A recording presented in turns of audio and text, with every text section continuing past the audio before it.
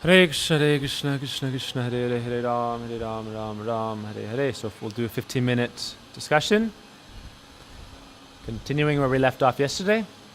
We were discussing the 5th verse, and we'll recite it one more time in this meter called Sardula Vikridita, which means tiger's play.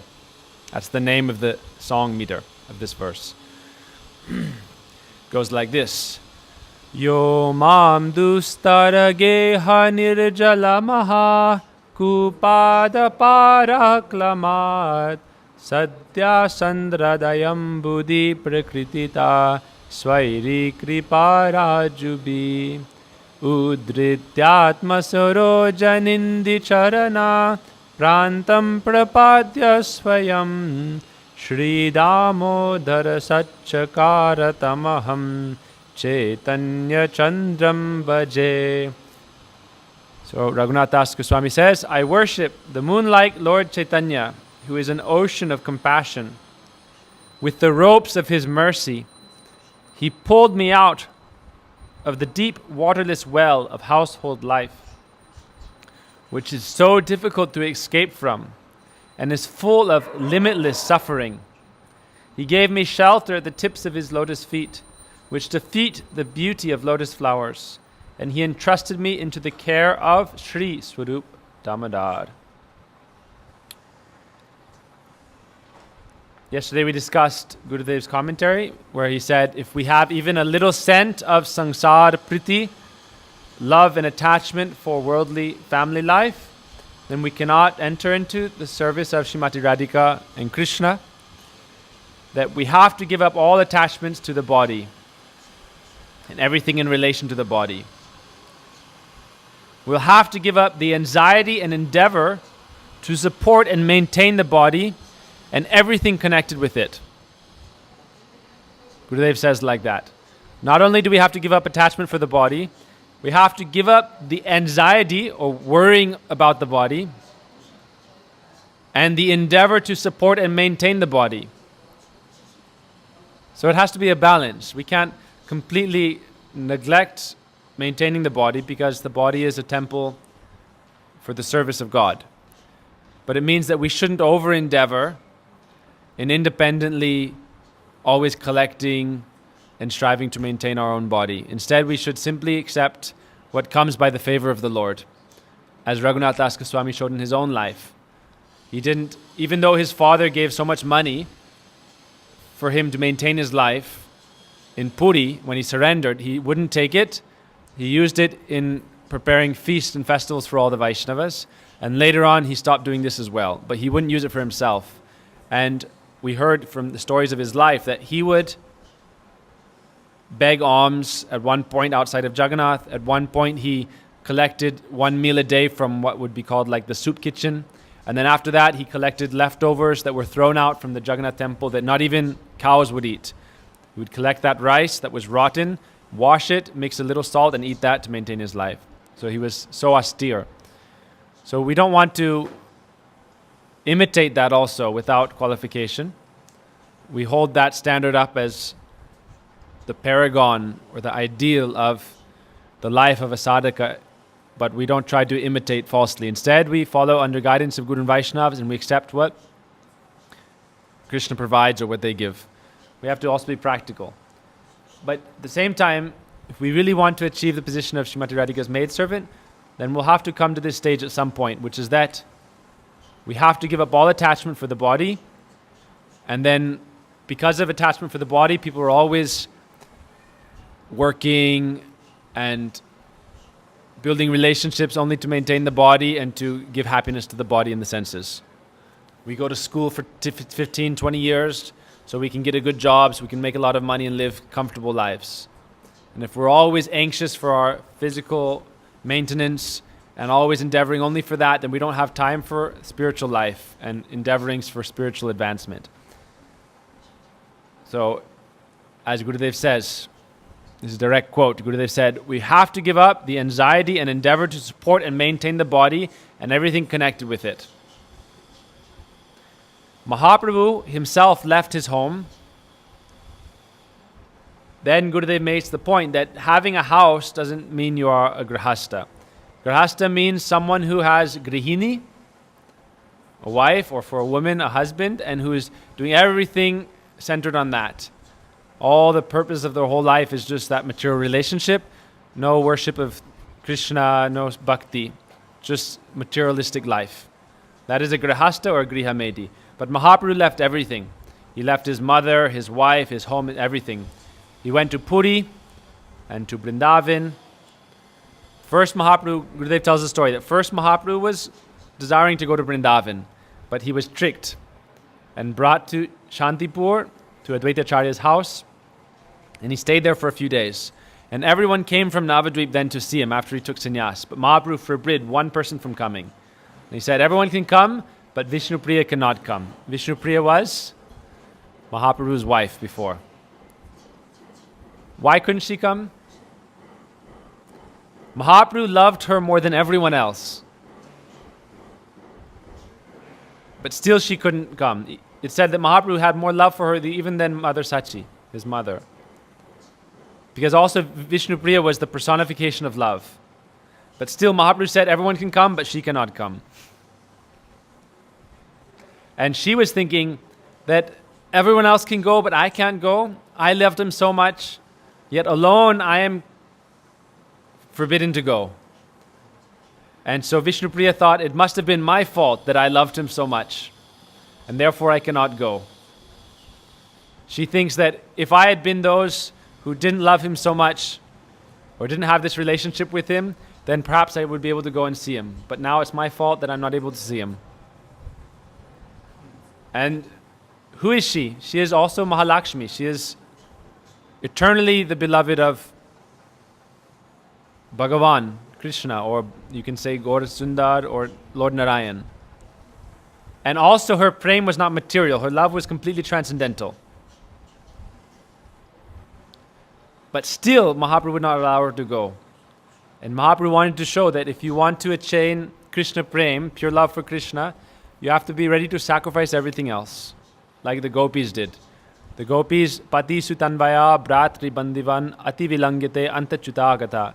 They left their husbands, homes, mothers, fathers, the social customs, everything, and ran to Krishna without any fear, without any hesitation, without any attachment for samsara. So Gurudev said this is for our example. If we have even a little bit of samsara priti, love for this world, not just love for the body, but attachment to all the different things in this world. We say generally people are very attached to the concept of our earth, this world. Like if you see like they're in space, they're always talking about wanting to come back to earth, like in science fiction. They're always thinking, oh, sweet home, sweet home Alabama. Everyone's attached to this world. So as long as we have this material attachment, we cannot reach the lotus feet of Mahaprabhu. What to speak of? Radha Dasyam. We cannot even reach the lotus feet of Mahaprabhu. It said Raghunath also left everything to get to the lotus feet of Mahaprabhu. And Mahaprabhu only fully accepted Raghunath when Raghunath had given up everything. There's a famous verse, Mahaprabhur Bhakta Gan Vairagya Pradhan, which means that Vairagya or renunciation is the basic principle which sustains the lives of all Mahaprabhu's devotees. Mahaprabhu wants that his devotees should be one-pointed. They shouldn't be many branched in their attachments and their love. Then Gurudev gives an interesting example of what it means to have vairagya. What is the real meaning of renunciation? Can you guess? He says real renunciation means you become like Krishna's flute. This is real vairagya. So we want to become like Krishna's flute. And then Krishna can play with us or play on us. So what does it mean? Krishna's flute is hollow, which means that he's only receiving Krishna's breath, Krishna's mercy, nothing else. He's not collecting anything else. So vairagya means that we are ready to give up all other attachments and become hollow like Krishna's flute. If there's some blockage inside or any attachment, it becomes like a block. Any attachments we hold on to, those are like a block. And then we'll not be able to receive Krishna's full mercy. So we have to use a nice drill, a thin drill like Abhiram has, and drill out all these attachments and become hollow from material attachments, and then we can be filled up with Krishna's prem, love. So Radha Krishna's, Mahaprabhu's followers, they're all like this. They have no even tiny part of attachment for this world. If we have even a little bit of like block in the flute, then a nice sound won't come. So we want to be able to receive Krishna's full mercy. So that's a nice example of what it means to be in Vairagya. In the Bhagavatam, there's a nice verse, 9.4.55, where Krishna says, Yad hara gara putrapta pranam vitam imam param hitvatmam saranam yata katam tam tyaktum utsahe. Which says that pure devotees give up their homes, their wives, their children, their relatives, their karma or material work, and even their lives just to serve me. And they have no desire for any material improvement in this life or the next. Therefore, how can I ever give up my devotees? Krishna says, I am sold to my devotees. I offer myself completely to my devotees because they give up everything for me. All family relations, even their own life, they're ready to give up for Krishna. Said, what do the gopis pray? Yugala milan sukara karan jivana charite pare. I'll happily give up my life just to please and serve and arrange the meeting of Radha Krishna. So then, continuing on this subject, that if devotees have given up mother, father, wife, children, husband, relatives, home, and they have given up this idea that this is my body, and attempt to personally maintain their lives, then at that time Krishna takes responsibility to maintain them. So we told that story yesterday of Haridas, and Ramchandra Khan was very envious of Haridas because everyone was glorifying Haridas. So he sent a prostitute to try to make him fall down. That prostitute spent 3 nights hearing Harinam from Haridas, and afterwards she surrendered everything and said, please, I surrender unto you, please accept me. So he told her, go home and give away all your possessions and all the wealth you've earned in your business, and then shave your hair and come back and live in the ashram. And he gave her his tulsi plant. He said, now I will leave. He gave her his ashram. He said, chant Harinam. He gave her tulsi beads, tulsi. And he said, you don't have to worry about maintaining yourself. You just chant Harinam. Everyone else will maintain you. You'll have so much come to you that you'll never be able to use it all. You'll have to give that away also. So every day, it said that from far away, people would come and have her darshan. And they would praise and glorify her. Even though before she was engaged in this body work of a prostitute, afterwards everyone was glorifying her and coming and taking her foot dust.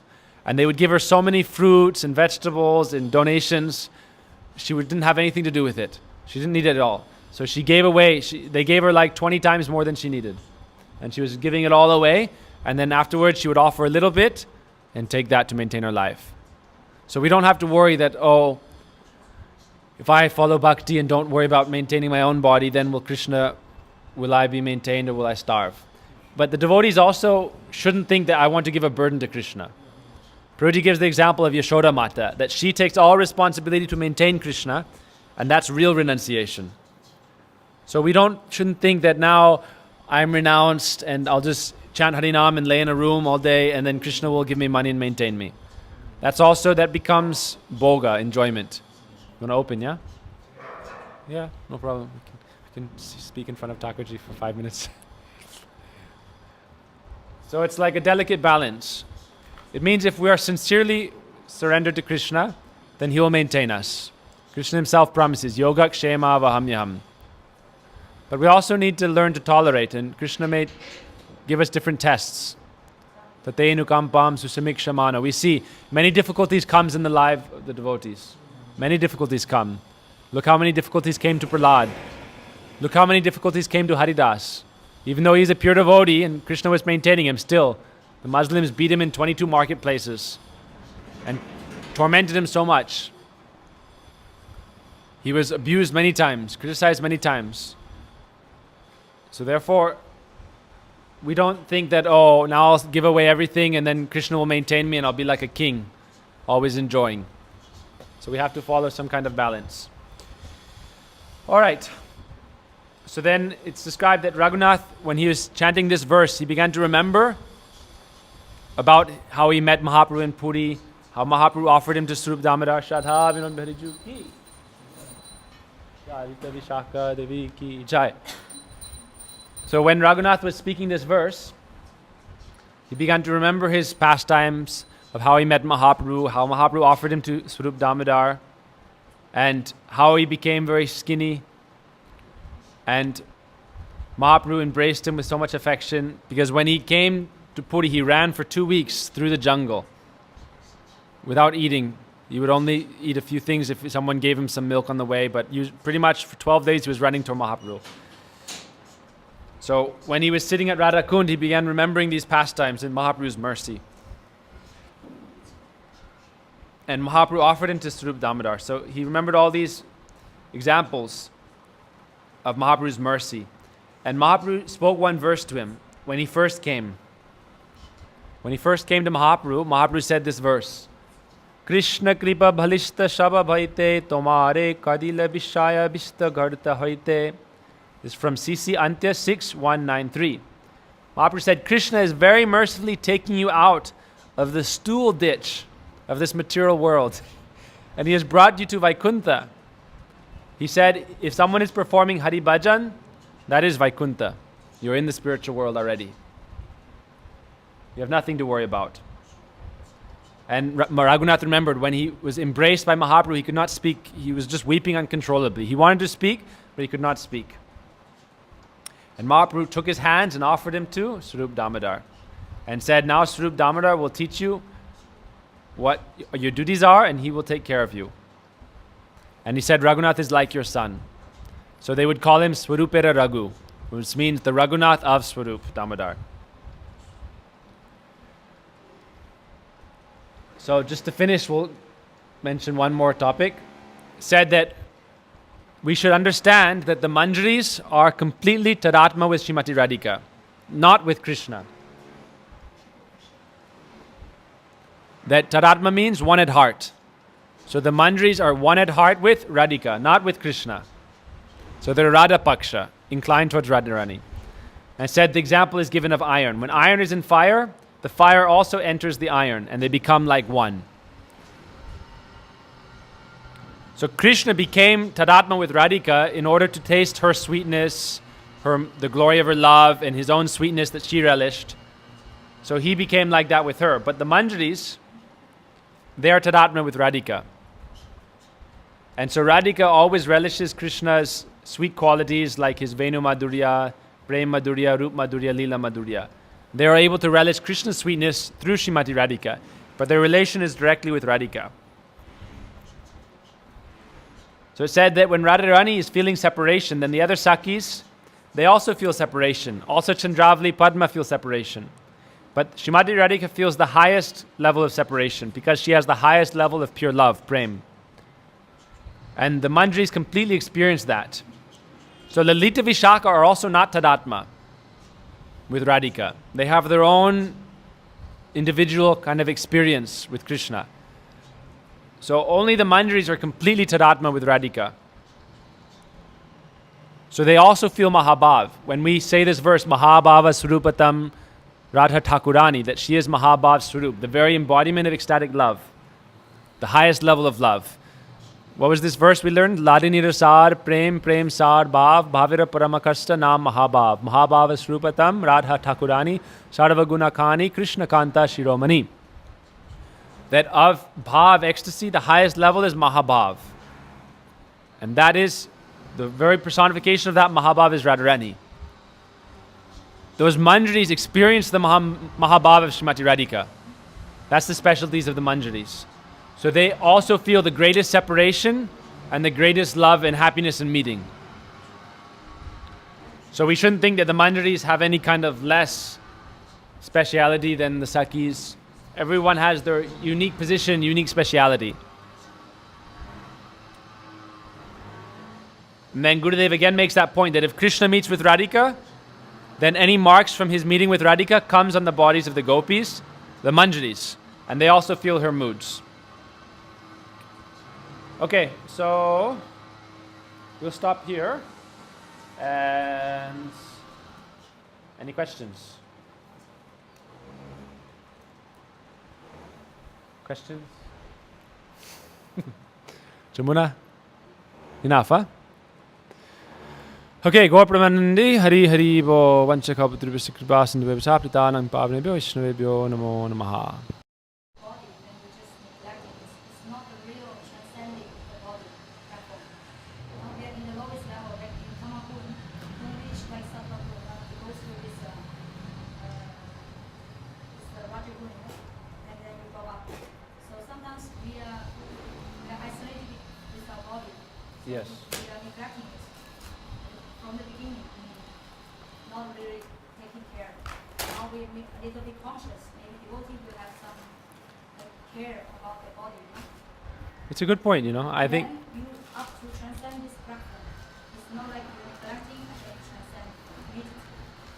Sometimes the term is like you're neglecting the body. Yeah, also, Prabhuji, if you look at, this is a good question. So Gurudev said on one hand that as long as we have attachment for the body and we're trying to endeavor to support and maintain the body, then it remains like an obstacle. But also we can look at practical example of, like Prabhuji doesn't like it if you don't clean your cloth or, you don't take care of your health. Prabhuji says if you get sick, immediately take care of it because it's neglect otherwise. If you get sick, you should immediately take care of it. You shouldn't think, oh, I don't need to look after it, because we can look at the example of in Mahaprabhu's Leela, Sanatana Goswami wanted to give up his body. Mahaprabhu became upset, saying, this is not your body. You offered it to me, so you should take care of it. And Murari Gupta wanted to give up his body. He was thinking to kill himself with a knife. And Mahaprabhu came in the morning and said, what's under your pillow? Give it to me. And he had hidden his knife under his pillow.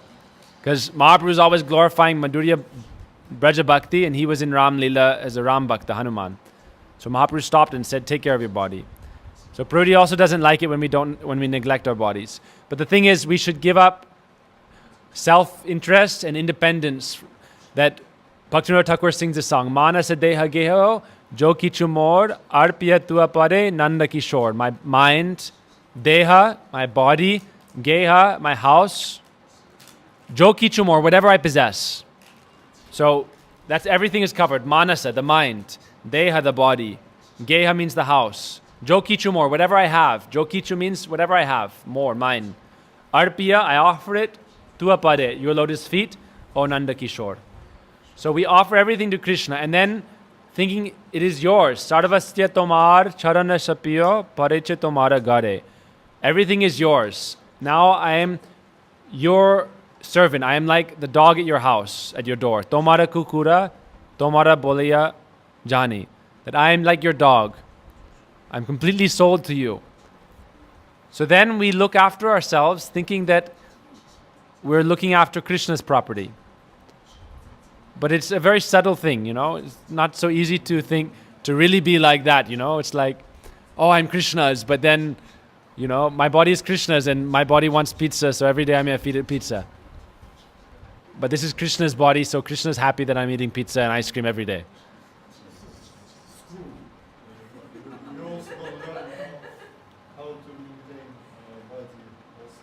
With detachment, Yukta Vairagya, appropriate renunciation. Because we can't artificially also, like you said, we cannot artificially jump beyond everything. We have to progress step by step. Do we know background of this prostitute? Who she was? Oh, in another life? I don't know. Life or, another life. Because I don't think that everyone ready accept whatever order of Haridas. He can offer anybody else same things. But not everyone will accept. You see, people She got special mercy though, because she Of course, but special mercy all floating always.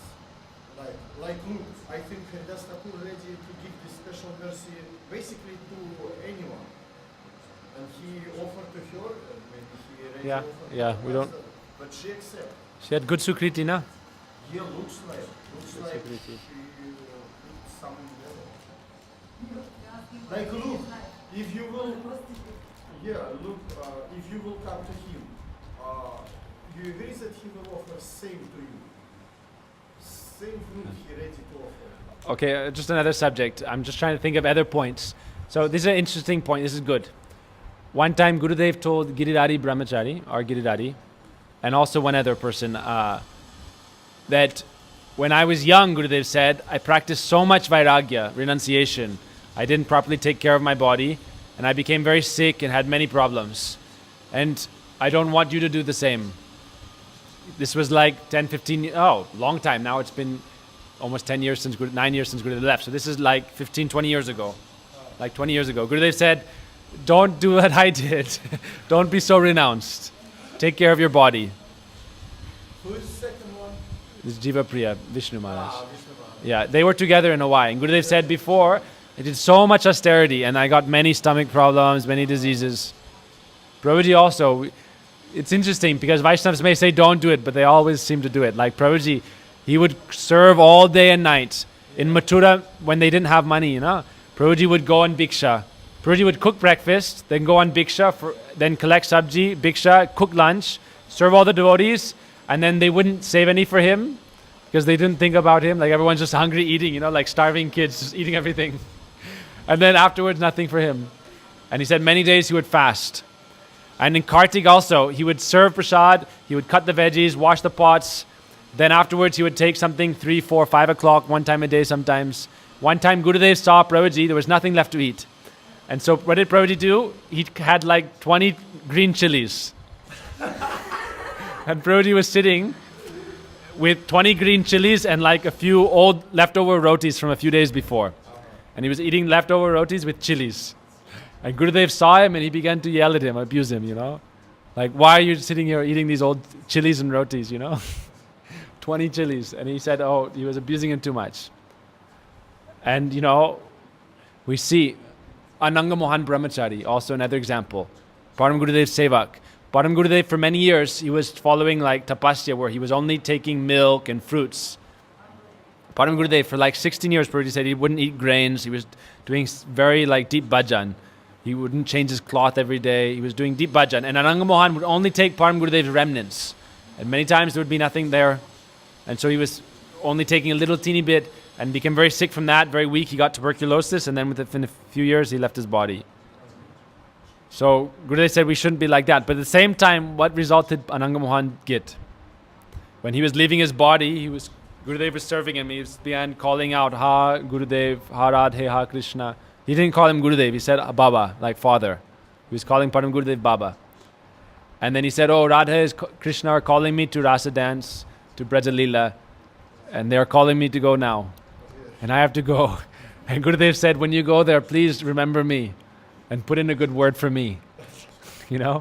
So even though he did this difficult austerities, the result was that very quickly he got perfection. So, we have to balance everything. But ultimately, the main thing is that we already said what does fasting means? Fast running in bhakti. Like on Ekadashi. He said, if you can fast and do everything, then it's good. But if you can't do seva and harinam and kirtan, then don't fast. Real fasting means fast running in seva and bhajan and bhakti. Some people, they follow nirjal, fasting, they don't eat. And then all day they're just laying in their rooms. So he said it's better you follow something positive. If you can also fast, it's good. But it's most important that you do kirtan, harikatha, seva, parikrama. Like Abhiram will go to kirtan now, yeah? I will lead my path to Vaikuntha. I will be first devotee who will eat in this way. Okay, look, Mahaprabhu also said, Akanda Puriya Prasad Seva Nachagao Kuro Bhakta Sankirtan Kabhi Nahi Maya Taranga. That you should eat prasad up to your neck and dance in Sankirtan, and then Maya will never be able to touch you. And Mahaprabhu said, More Deha Lafra Banjan, give me simple like boiled veggies, but give my devotees pitapana, sweets.